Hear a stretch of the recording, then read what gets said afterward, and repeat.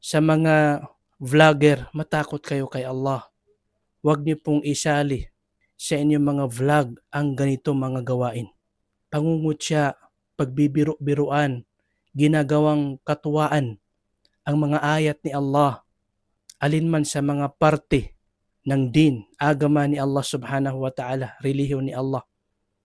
Iwasan po natin na maisali natin ito sa mga biro-biruan natin mga kapatid sa Islam. Matakot po tayo kay Allah subhanahu wa ta'ala.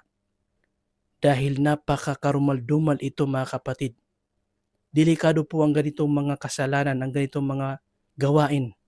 Huwag po kayong masilaw sa kasikatan.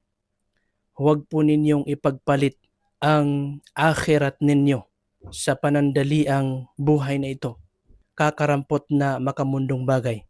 Huwag po kayong madesperado sa mga kapatid na nagtatanggol sa kamalian, sa pagtatanggol ninyo sa kanilang mga kamalian, na kung saan ay mas lumalaki pa ang mga ulo nila, ay malaking kasalanan ang nagagawa ninyo. Kaya matakot kayo kay Allah subhanahu wa ta'ala. Gabayan nawa tayo ni Allah subhanahu wa ta'ala.